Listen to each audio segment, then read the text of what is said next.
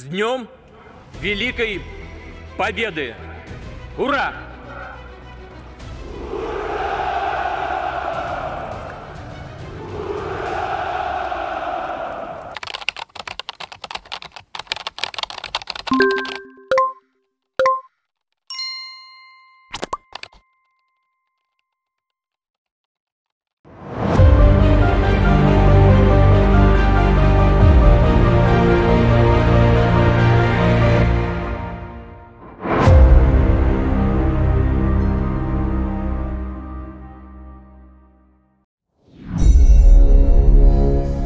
Perang Ukraina, apakah akan membawa kita ke arah perang dunia? Mari kita bahas kemungkinan atau tidaknya. Ketika kemarin Rusia menyerang pangkalan militer di kota Lviv yang membuat ratusan orang cedera dan membunuh 35 orang, maka hal ini patut menjadi hal yang kita waspadai. Kita bahas sebentar strategi perang Putin yang menarget 4 hari tentara sampai Kiev dan menaklukkan pusat pemerintahan dengan serangan kilat yang tidak berhasil. Maka Rusia merubah perangnya dengan membombardir semua kota ke arah Kiev dan menjadikan perang kota terbuka di semua wilayah. Tadinya hanya serangan kilat satu arah. Ketika rencana pertama gagal, maka perang terbuka adalah semua wilayah diserang, diperangi. Sampailah roket meluncur ke kota Lviv yang jauh di barat dekat perbatasan Polandia. Rusia menuduh Barat dan NATO menggunakan Lviv sebagai kota pemasok senjata di Ukraina.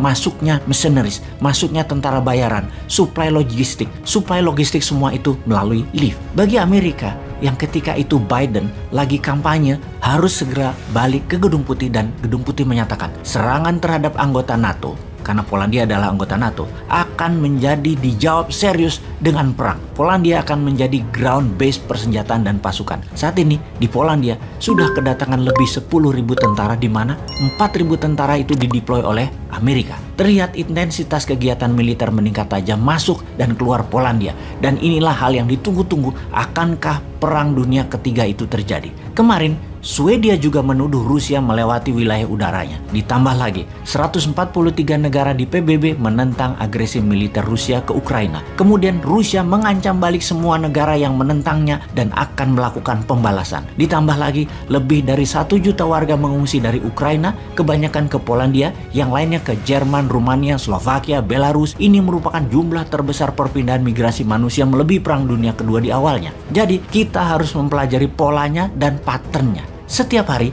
perang semakin membesar, semakin meluas. Setiap hari, semakin banyak negara yang terlibat. Setidaknya di awalnya adalah menerima pengungsi yang diduga akan mencapai 3 juta manusia mengungsi dalam 3 minggu ke depan. Ini akan membuat negara-negara penerima pengungsi menjadi bermasalah di dalam negerinya. Dengan adanya ini semua, bisakah ini menjadi pemikiran kita akan terjadi Perang Dunia Ketiga? Di Afrika, banyak negara yang mengharap Perang Dunia Ketiga terjadi di Eropa karena akan membuat mereka, negara-negara Afrika, akan terbebas dari belenggu jajahan ekonomi Tiongkok dan Eropa yang akan membuat negara Afrika menjadi negara maju dalam waktu yang cepat. Sekali lagi, Afrika sangat memerlukan Perang Dunia Ketiga ini terjadi. Pakar geopolitik dunia bahkan sudah mengatakan kita saat ini sudah memasuki Perang Dunia Ketiga. Bahkan dalam pidato kenegaraannya 2 minggu yang lalu, Ratu Elizabeth sudah menyatakan kita ini Inggris tentunya, harus bersiap masuk dalam Perang Dunia Ketiga, di mana Ratu Elizabeth mengatakan ketika ayahnya di tahun 1938 menyatakan Inggris dalam keadaan berbahaya dan masuk ke dalam Perang Dunia Kedua,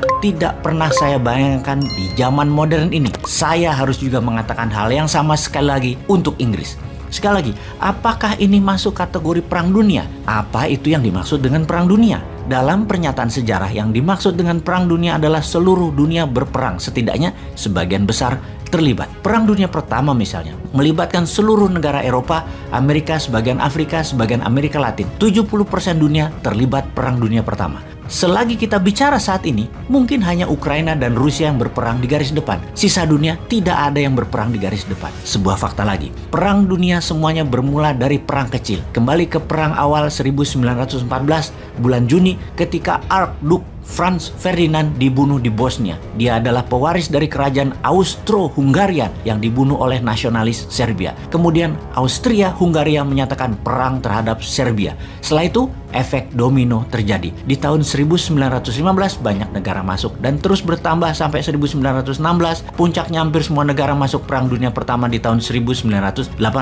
Amerika, Brazil misalnya, yang jauh di seberang lautan pun terlibat. Ini semua diawali dengan 2 negara perang dan 1 pembunuhan. Perang Dunia Kedua sekarang diawali Jerman menginvasi Polandia di 1 September 1939. 2 hari kemudian Inggris dan Prancis menyatakan perang terhadap Jerman. Efek domino terjadi dan seluruh dunia berperang. Setidaknya ada 50 juta manusia langsung atau tidak langsung meninggal akibat Perang Dunia Kedua. Sekali lagi, hal ini terjadi karena satu negara menginvasi negara lain di awalnya. Jadi perang dunia di awalnya tidak selalu masif, kecil, yang akhirnya menarik banyak negara terlibat. Perang Dunia Pertama diawali dari 2 negara menjadi USSR, Inggris, Prancis melawan Austria, Hongaria, Jerman, dan Italia. Perang Dunia Kedua aliansinya adalah Jerman, Italia, Jepang melawan Inggris, Prancis, USSR, Amerika. Sekarang yang kita lihat adalah 2 negara berperang, Ukraina melawan Rusia. Kita melihat peta dunia dalam resolusi perang Ukraina,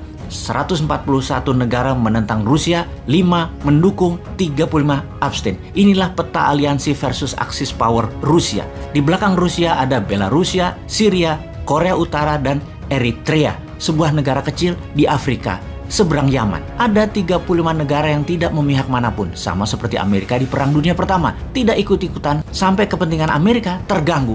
Di tahun 1917, U-boat Jerman menenggelamkan 3 kapal niaga Amerika, membuat Presiden Amerika saat itu, Woodrow Wilson, menyatakan Amerika berperang melawan Jerman dan masuk ke dalam Perang Dunia Pertama. Dengan informasi ini, semoga sahabat dengan bijak bisa menyikapi apa yang akan terjadi dalam perang di Ukraina ini. Bosman kali ini tidak menyatakan akan terjadi atau tidak. Saya membiarkan sahabat yang menilai. Panjang sudah kita membahas di mana apapun yang akan terjadi, seharusnya kita, Indonesia, bersiap dalam war mode sejak jauh-jauh hari. Jangan masih memikirkan cari hutangan untuk membangun proyek diutamakan. Apa nggak mudeng ya bernegaranya, wahai Lord?